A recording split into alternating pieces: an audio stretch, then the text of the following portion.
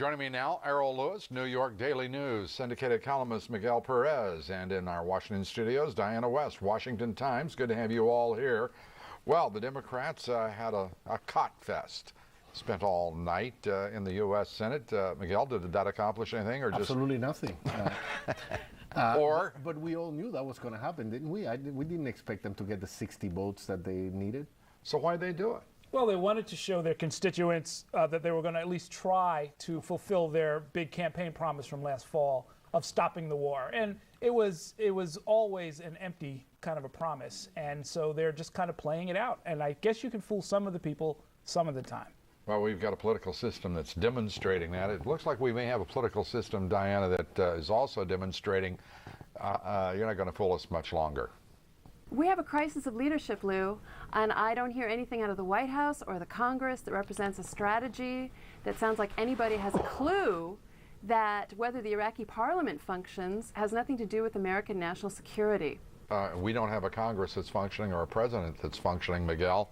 What in the world is the American voter to do? We're sitting here 15 months away from a presidential election, and none of the above is winning on the Republican side, and a lot of people are confused about a lot of things on the Democratic side. Absolutely, and unfortunately we don't have, as Diana said, we don't have the leadership on either party to really tell us, listen, this is really the way we should go. Nobody has a solution for Iraq, unfortunately. We all know that it's going to end up in genocide, and we're wondering when that genocide begins and when it ends. Barack Obama says genocide isn't a sufficient reason to stay in Iraq. I mean, saying that Friday, my goodness, we're hearing some rather extreme declaratives from both sides of this, the Republican and Democratic candidates. Sure. Well, and then out of the Defense Department, you hear talk that hundreds of lives will be lost if a withdrawal is attempted, as if hundreds of lives are not being lost every month. I would like to see a debate on what are the consequences of the policy choices that are made by this administration and this Congress, because they talk as if there are only two options: right. Complete withdrawal or complete stay the course. We haven't had that debate in this nation, with thousands of our guys, our troops dying in Iraq, 26,000 of our troops wounded, and thousands upon thousands of Iraqis dead. We haven't had that debate yet. Diana West, why not? Because I feel that our leadership is craven to the point of not being able to assess global jihad. We are in a cycle of jihad that has recurred, time and time again over the last 1,1400 years, but we're not allowed to really take that into concern. We're sitting because here. We're afraid to say radical Islamists? Yes, that's exactly true. We are afraid to discuss these things that come right out of an ancient religion, the jihad doctrine. So we're focused on the Iraqi parliaments getting together, while meanwhile we do nothing about Iran, nothing about Saudi Arabia, nothing about the other centers of jihad that are actually changing the world. We're going to be back in 1 minute with our panel of experts, and we're going to talk about what has been unthinkable. We're going to think about what has been unspeakable. Stay with us. We'll be right back.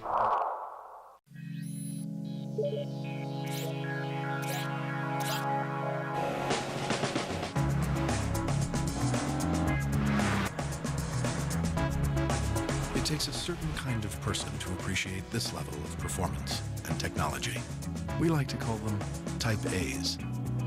Don't miss the Acura chance to advance sales opportunity. Acura. Advance. Take advantage of attractive financing on all Acura models for well-qualified customers. At Dell, we believe that 25 million small businesses in America deserve something more. So we're introducing Dell Vostro, customized systems, services, and expertise designed just for small business. PCs with no trial wear and available with software to keep you productive, including Windows Vista Business and Microsoft Office Small Business 2007, plus the reassurance of Dell's new 30-day worry-free guarantee. New Dell Vostro, proof that we believe in small business. What's on the minds of independent investors? Let's ask. When you're trading a stock, every penny counts.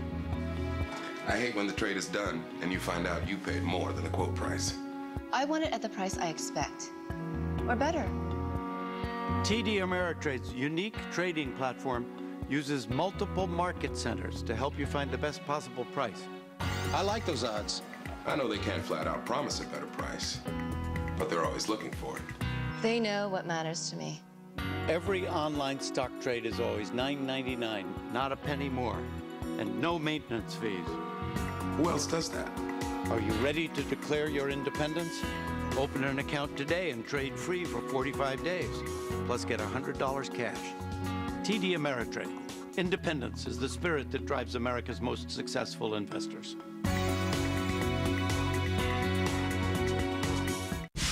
Monday on American Morning, you asked the questions. During your administration, before the candidates give their answers, we're going inside the CNN YouTube debate. Get the most news in the morning, Monday, beginning at 6 a.m. Eastern.